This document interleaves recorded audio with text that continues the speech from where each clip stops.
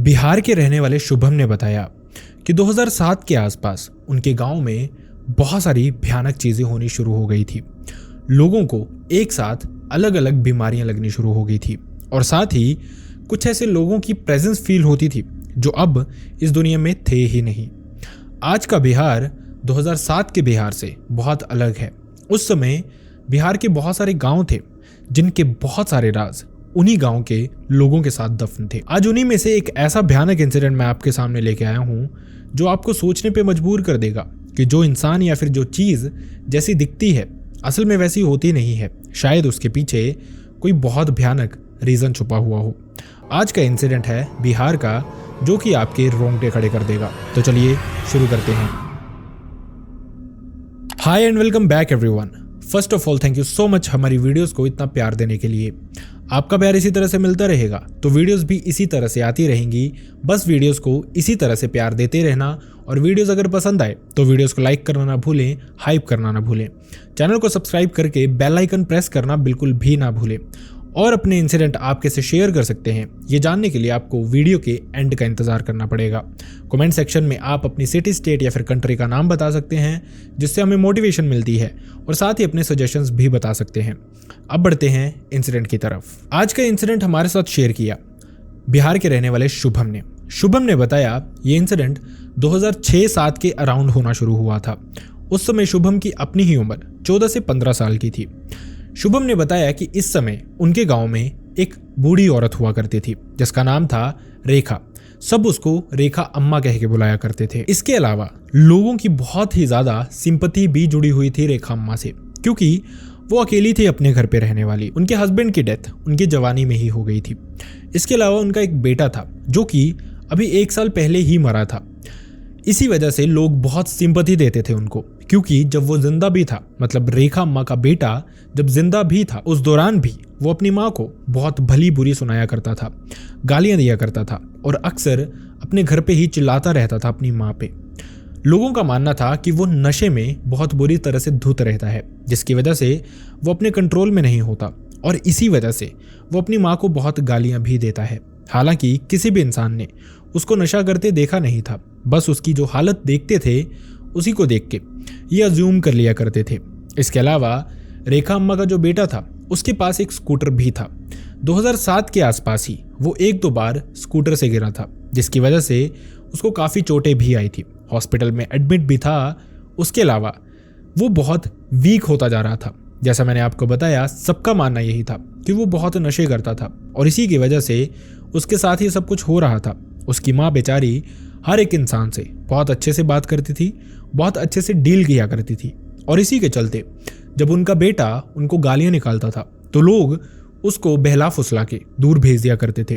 कभी कभार तो कुछ लोग उसको पीटने के लिए भी आते थे कि क्यों वो अपनी माँ को इस तरह से भली बुरी गालियां दे रहा है। खैर 2007 के आसपास जब उसका एक्सीडेंट हुआ था, उसके बाद धीरे धीरे उसकी तबीयत बिगड़नी शुरू हुई। वो बहुत वीक होता गया और लिटरली 2007 के एंड में आते आते उसकी जान भी चली गई। अब ये जो चीज़ थी इसने रेखा अम्मा को बहुत बुरी तरह से तोड़ के रख दिया था। गांव वाले सब देखते थे कि जो रेखा अम्मा है उनकी तबीयत भी खराब होती जा रही है। वो बहकी बहकी सी हरकतें करना शुरू कर चुकी थी, बहकी बहकी सी बातें करना शुरू कर चुकी थी। कभी भी वक्त बे वक्त यहाँ वहाँ घूमती रहती थी, परेशान रहती थी, हमेशा ही डरी डरी रहती थी। रीज़न शायद सबको पता था। एक औरत जिसके हस्बैंड की डेथ हो गई, जिसके बेटे की डेथ हो गई, अब उसके पास क्या ही रीज़न होगा खुश रहने के लिए, आराम से रहने के लिए। देखने से लगता था कि शायद वो धीरे धीरे पागल भी हो रही है। कभी कभार लोगों ने रात को रेखा अम्मा को अपने घर के आसपास घूमते देखा तो कभी कभार लोगों ने दिन में रेखा अम्मा को अपने घर के आसपास घूमते देखा और अक्सर वो रास्ते में कुछ ऐसी हरकतें किया करती थी जो कि देखने में लगता था कि कोई पागल औरत ही कर रही है। जैसे कभी कभार रास्ते से कोई चीज उठा लेना, कभी कभार रास्ते पे चलते चलते कोई भी चीज फेंक देना, कभी कभार रास्ते पे ही बैठे रहना घंटों घंटों, कुछ करते रहना, अजीब सी आकृतियां बनाते रहना, अजीब से डिजाइन बनाते रहना। सब समझ गए थे कि रेखा अम्मा पागल हो गई है, लेकिन कोई भी उसको कुछ बोलता नहीं था। अगर रेखा अम्मा किसी के घर के बाहर बैठ जाए तो वो इंसान या फिर वो फैमिली रेखा अम्मा को अक्सर खाना दे दिया करते थे, पानी दे दिया करते थे या फिर कुछ ना कुछ पीने के लिए, खाने के लिए और चीज़ें भी दिया करते थे। ये जब मोमेंट होता था तो उस समय भी रेखा अम्मा कुछ फुसफुसाती थी। इसके अलावा लोगों को बहुत घूर के देखती थी। ऐसा लगता था कि वो लोगों को कोई बद्दुआ दे रही हो, लेकिन लोग इस चीज़ को भी बुरा नहीं मानते थे। सबकी बहुत सिंपैथी थी रेखा अम्मा के साथ। इसके अलावा कुछ और चीज़ें भी होनी शुरू हुई थी। इनका जो गांव था, गांव के एंड में एक घर था और उसके बाद जंगल शुरू हो जाता था। जंगल के बीचों बीच एक पेड़ था। अक्सर रेखा अम्मा को बहुत बार देखा गया कि जब उनके बेटे की मौत हो गई थी, उसके बाद से वो इस पेड़ के पास आ जाके बहुत बैठती थी। पहले शुरुआती दौर में वो इस पेड़ के पास बस बैठती थी, कभी कभार रात को लेटी भी रहती थी काफ़ी टाइम तक। लेकिन जैसे जैसे वक्त बीतता गया, रेखा अम्मा को लोगों ने देखा कि वो इस पेड़ को बहलाती थी, फुसलाती थी और उसके आगे कभी कभार रोती थी। उसके लिए खाने की चीज़ें लेके जाती थी, उसके लिए कपड़े लेके जाती थी, कभी कभार इस पेड़ की वो पूजा भी किया करती थी। अब लोगों ने खुद से अज्यूम करना शुरू किया। जिस तरह से वो इस पेड़ के प्रति अपना प्यार दिखाती थी, लोगों ने ये समझा कि शायद इस पेड़ में उसको अपना बेटा दिखता है। इसी वजह से वो घंटों यहाँ बैठी रहती है, इसकी पूजा करती है, इसको खिलाती है, पिलाती है, जो जो ये कर सके वो सब कुछ करती है। अब ये चीज़ भी लोगों के लिए एक इमोशनल फैक्टर बन गई थी। इसी तरह से वक्त बीतता रहता है, रेखा अम्मा इसी तरह का बिहेवियर दिखाती रहती है। लेकिन लिटरली जनवरी का मंथ स्टार्ट होता है और जनवरी का मंथ स्टार्ट होते ही रेखा अम्मा के साथ कुछ चीज़ें होती हैं जो कि बहुत अजीब थी। और इसके अलावा गांव में भी कुछ अजीब चीज़ें होनी शुरू हो जाती हैं। जैसे ही जनवरी का मंथ स्टार्ट होता है, रेखा अम्मा के शरीर पे अलग से घाव आना शुरू हो जाते हैं। ये घाव ऐसे थे जो भी इंसान टच करे या फिर इनके कांटेक्ट में आए उनको भी फैल जाएं, और इसकी वजह से उनका शरीर लिटरली सड़ना शुरू हो चुका था। ये जो चीज़ें थी ये सबके लिए बहुत ही ज़्यादा भयानक थी। सबकी सिंपैथी थी रेखा अम्मा के साथ। सब चाहते थे रेखा अम्मा ठीक रहे, अच्छे से रहे, जो जिंदगी उनकी बची है उसको अच्छे से बिताए। लेकिन यहाँ पे उनके साथ कुछ ऐसा होना शुरू हो गया था जो चाह के भी कोई हेल्प नहीं कर पा रहा था उनकी। उनको हॉस्पिटल लेके जाया जाता था, उनको ऑइंटमेंट दिए जाते थे, दवाइयाँ दी जाती थी, कुछ लोशंस दिए जाते थे, लेकिन रेखा अम्मा सरवाइव कर ही नहीं पा रही थी। जनवरी की शुरुआत में उनके साथ ये चीज़ें होनी शुरू होती हैं और 13 जनवरी जब लोहड़ी का दिन था, उस दिन उनकी मौत हो जाती है। आप आज का इंसिडेंट लोहड़ी के दिन पे सुन रहे हैं और कोइंसिडेंस से ये जो इंसिडेंट आया है ये भी लोहड़ी के ही अराउंड का है। 13 जनवरी के दिन रेखा अम्मा की अनफॉर्चुनेटली मौत हो जाती है इसी वजह से।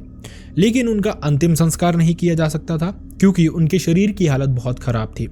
हॉस्पिटल से ही स्टाफ आता है और वो जैसे तैसे मैनेज करके इस लाश को लेके जाता है। ना उनका कोई अंतिम संस्कार का पता था, ना ही उनके कोई लास्ट राइट्स होते हैं गाँव में।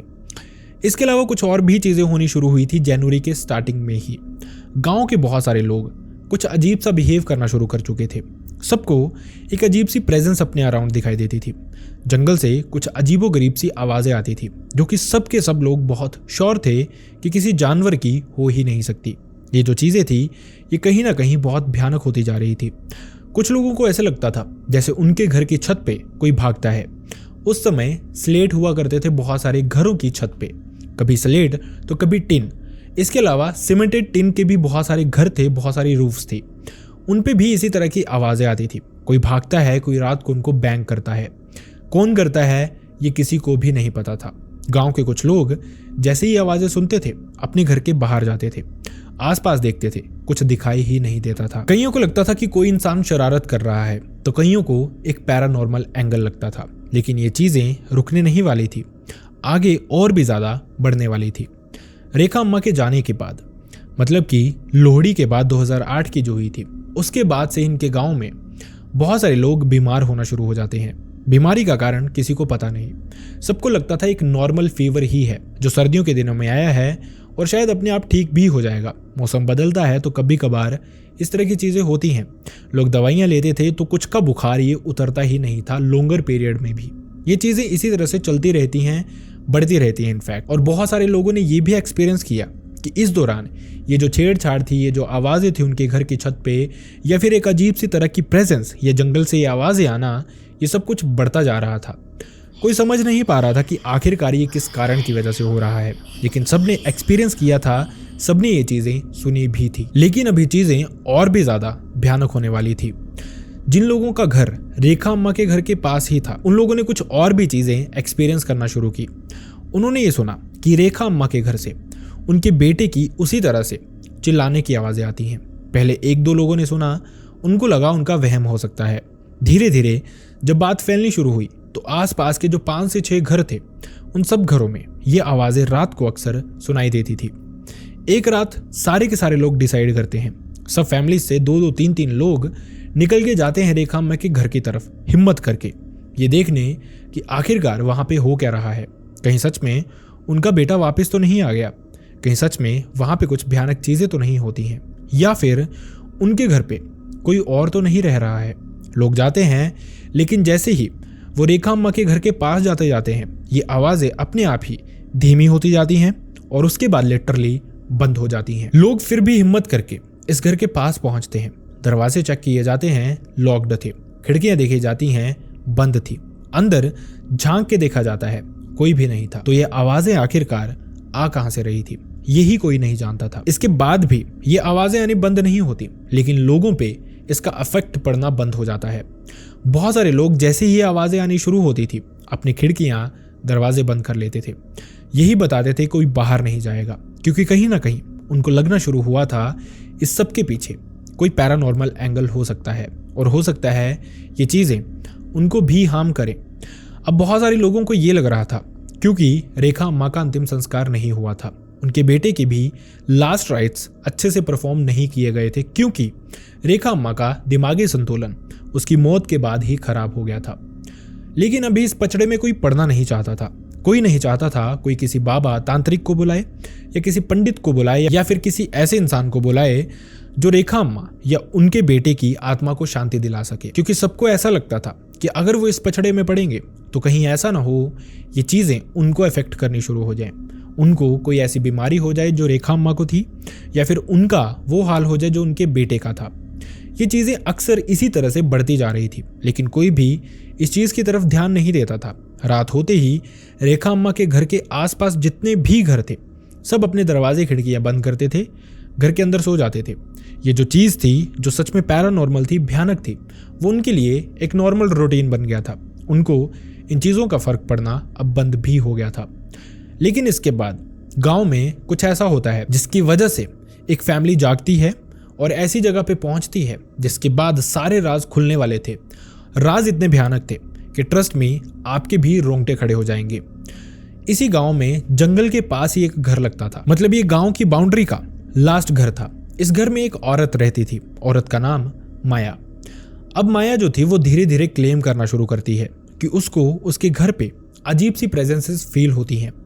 माया का हस्बैंड काम पे चला जाता था, बेटा स्कूल चला जाता था, और इस दौरान माया कुछ अजीबोगरीब सी चीज़ें अपने घर पे एक्सपीरियंस करती थी। माया की फैमिली नोटिस करना शुरू करती है कि वो डे बाय डे अजीब सा बिहेव करना शुरू कर चुकी थी। मतलब धीरे धीरे ऐसा लग रहा था वो भी अपना मानसिक संतुलन खो रही है। कहीं ना कहीं उसमें भी कुछ प्रॉब्लम्स आनी शुरू हो गई थी, जैसे ये रेखा अम्मा में थी। माया की फैमिली नहीं चाहती थी कि ये चीज़ें बिगड़े, इसी के चलते वो उनको घर के अंदर ही रखते थे। इनफैक्ट उनके हस्बैंड ने छुट्टी करना शुरू कर दिया, वो घर पे रहना शुरू कर देते हैं ताकि वो अपनी बीवी का ख्याल रख सकें। लेकिन इसके बावजूद कुछ हो नहीं पा रहा था। शुरुआत में तो माया ने बहुत सारे लोगों से, अपने हस्बैंड से, आसपास के लोगों से ये कंप्लेंट भी की थी कि उनको ऐसा लगता है कि आसपास कोई प्रेजेंस है उनकी, उनको ऐसा लगता है कोई उनको हॉन्ट कर रहा है, उनको ऐसा लगता है कि शायद उनके घर पे कोई बहुत बड़ा पैरानॉर्मल एंगल है। लेकिन बाहर के लोगों की बात तो छोड़िए, माया जी की अपनी ही फैमिली को इन चीज़ों पे विश्वास नहीं था। उनको लगता था शायद जो कुछ गांव में हो रहा था या फिर जिस तरह से हुआ था वो डर उनके दिमाग में बैठ गया था। वहीं कुछ लोगों का मानना था कि कोई पैरानॉर्मल एंगल भी हो सकता है। जिस तरह की चीज़ें उनके गांव में हो रही हैं, यू नेवर नो, माया के साथ सच में कोई पैरानॉर्मल एंगल हो। लेकिन ये लोग मानते बहुत कम थे, मतलब बहुत कम लोग थे जो ये समझते थे कि सच में ये पैरानॉर्मल एंगल है। इसी के चलते अभी कम लोगों में ही ये बातें फैली हुई थी। लेकिन धीरे धीरे जो माया का नेचर था वो भी बदलना शुरू होता है और लिटरली वो रेखा अम्मा की तरह ही बिहेव करना शुरू कर देती है। दिन दिहाड़े वो किसी के भी घर के बाहर चली जाती थी, रास्ते पे कहीं पे भी बैठ जाना, रात को अपने घर से बाहर निकल जाना। और सबसे भयानक चीज़ें तो तब होनी शुरू होती हैं जब माया भी उसी पेड़ के नीचे जाके बैठ जाती थी जहाँ पे रेखा अम्मा बैठी रहती थी। फैमिली को समझ आ गया था कि हो ना हो कोई पैरानॉर्मल एंगल है। माया इस तरह की औरत थी ही नहीं, वो बहुत सुलझी हुई औरत थी, बहुत मैच्योर औरत थी जिसने अपना घर बहुत अच्छे से संभाला था। इनफैक्ट गांव की औरतों को अगर कोई मैच्योर डिसीजन भी लेना हो तो वो माया के पास ही जाते थे। लेकिन अब जो लेडी इतनी समझदार थी, उसके अपने साथ ही कुछ इस तरह की भयानक चीजें होनी शुरू हो गई थी। ये क्लियर हो गया था फैमिली को भी और आसपास के लोगों को भी कि कहीं ना कहीं इस सब के पीछे कोई भूत प्रेत का साया है, या फिर शायद कहीं ना कहीं से डायरेक्टली या इनडायरेक्टली रेखा अम्मा की फैमिली का लेना देना है। इसी के बाद वो अलग अलग बाबा तांत्रिकों के पास जाना शुरू करते हैं, लेकिन सॉल्यूशन कहीं से मिल नहीं पाता है। इस दौरान जो माया थी उसकी ये हरकतें बढ़ती जाती थी। उनको घर पे रखा जाता था, उनके पति उनके साथ होते थे, कभी कभार उनका बेटा, तो कभी कभार गांव के कुछ लोग उनके घर पे बैठे रहते थे। लेकिन जैसे ही माया को मौका मिलता था वो अकेली होती थी, इसी जंगल में चली जाती थी, इसी पेड़ के नीचे बैठी रहती थी और उसी तरह से इस पेड़ के साथ खेलते रहना, उसको बहलाते रहना, फुसलाते रहना। जैसे कि जो चीज़ें रेखा अम्मा कर रही थी वही माया ने करनी शुरू कर दी थी। और वहीं दूसरी तरफ रेखा अम्मा के घर से उनके बेटे की चीखने की, चिल्लाने की और वही अब्यूजिव लैंग्वेज सुनाई देती थी लोगों को। अब कहीं ना कहीं लोगों ने रिलेट करना शुरू कर दिया था कि शायद रेखा अम्मा की फैमिली की वजह से ये चीज़ें हो रही हैं। लोग बीमार भी हो रहे थे, लेकिन इस एंगल को अभी भी किसी ने भी रिलेट नहीं किया था। अब कहीं ना कहीं से जो माया थी उनकी फैमिली को पता चलता है कि उनके घर से थोड़ी दूरी पे एक मठ था, वहाँ पे एक बाबा बैठते थे।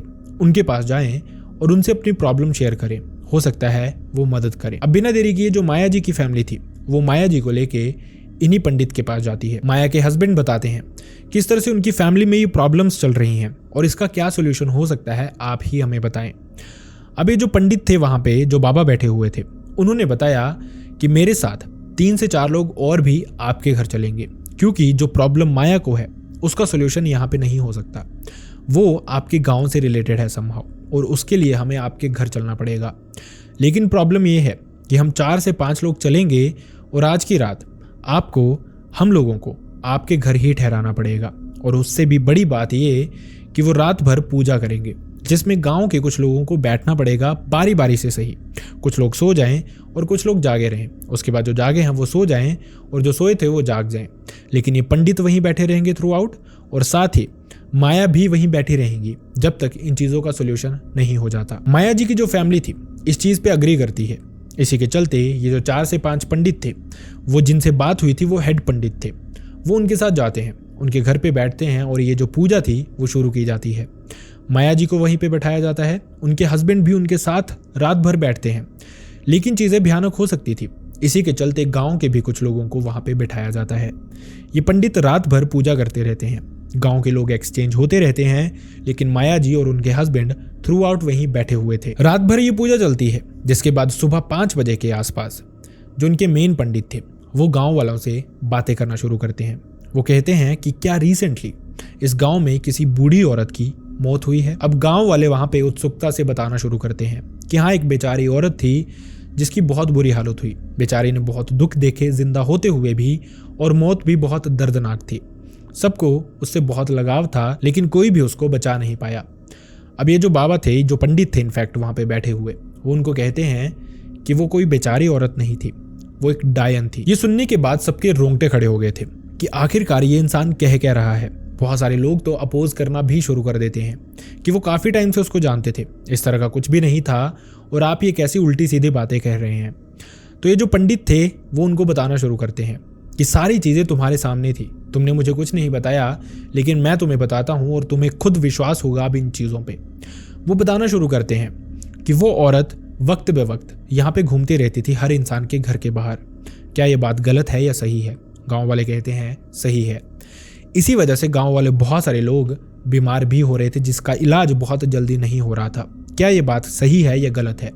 गांव वाले फिर से कहते हैं कि बात एकदम सही है, और उनको लग रहा था ये एक नॉर्मल बुखार होगा, लेकिन इसका रीज़न वही था जो चीज़ें, भयानक चीज़ें इनफैक्ट रेखा अम्मा किया करती थी। इसके अलावा उसने कुछ और भी बताया। उसने बताया कि जिस उसके बेटे को तुम लोग गालियाँ निकालते रहते थे, उससे दूर लेके जाया करते थे, वो असल में शरीफ इंसान था। वो देखता रहता था अपनी माँ को इस तरह की चीज़ें करते हुए।